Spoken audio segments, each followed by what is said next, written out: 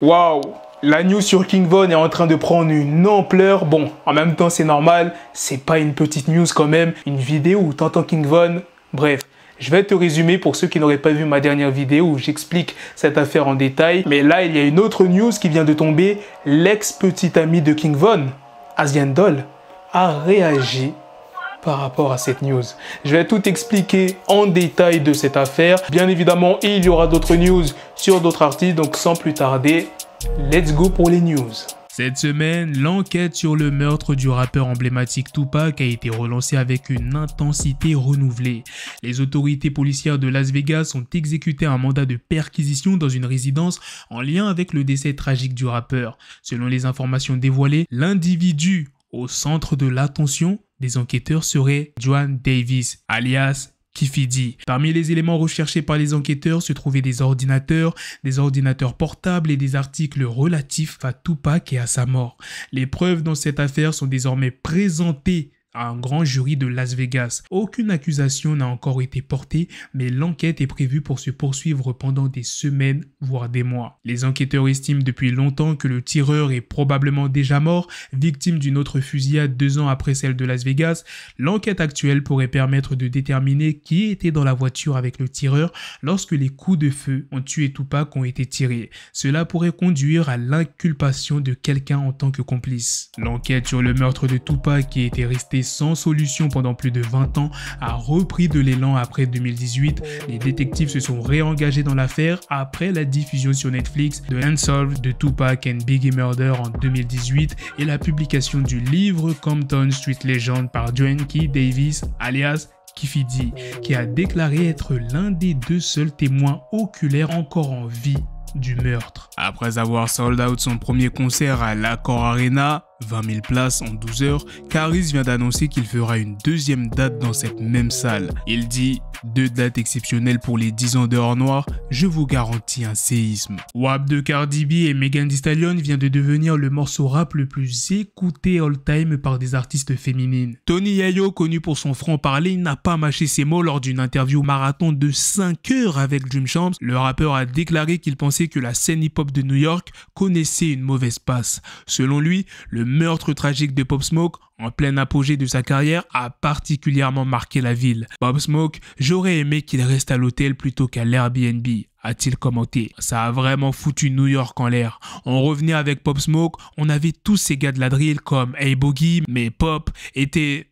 Tu vois, Tony Yayo n'est pas un fan du sous-genre drill du rap. Selon lui, la situation à New York est pire qu'à Chicago ou en Californie à cause de la drill, car les rappeurs insultent les amis défunts de leurs adversaires dans leurs paroles. Il n'y a pas de remords dans la musique drill, des gamins se font tirer dessus. Dans cette même interview, Tony Yayo a également beaucoup parlé des rappeurs faisant face à des accusations RICO. Il a exprimé son soutien à Young Thug, actuellement sous le coup de ces accusations, mais qu'il pense capable de les battre. Lors d'une interview précédente, Tony Yayo avait également abordé le cas controversé de Gunna. Selon lui, la situation de Gunna pourrait se compliquer une fois que le mot se serait répandu sur sa libération. Les gars, profitez-en, en ce moment c'est les soldes d'été chez We Are Chez Nation. Il y a énormément de réductions, que ce soit pour des chaînes, des bracelets, des montres, des pendentifs, des bagues, des boucles d'oreilles et il y a des bijoux pour les femmes. Si tu veux faire plaisir à ta copine, ta sœur, ta mère, eh bien c'est le bon moment. Et s'il n'y a rien qui te plaît, tu as la possibilité de créer ton bijou sur mesure. Et bien évidemment, vous avez 30% de réduction avec mon code promo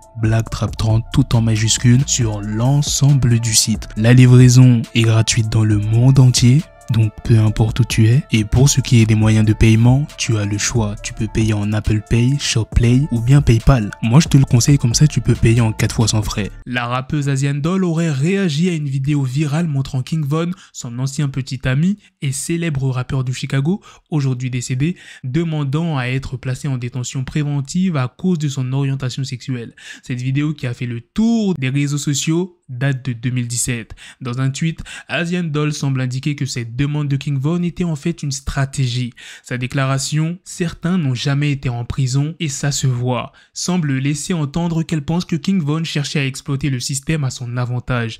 Étant donné son expérience personnelle avec le système judiciaire, Asian Doll pourrait avoir une certaine connaissance de ces tactiques. De plus, le rappeur de Chicago Big Boss Zoo, est également intervenu sur cette question. Lui aussi pense que la vidéo virale concernant la sexualité de King Von était une ruse. Il affirme avoir été témoin du fait que King Von n'a jamais été placé en détention préventive.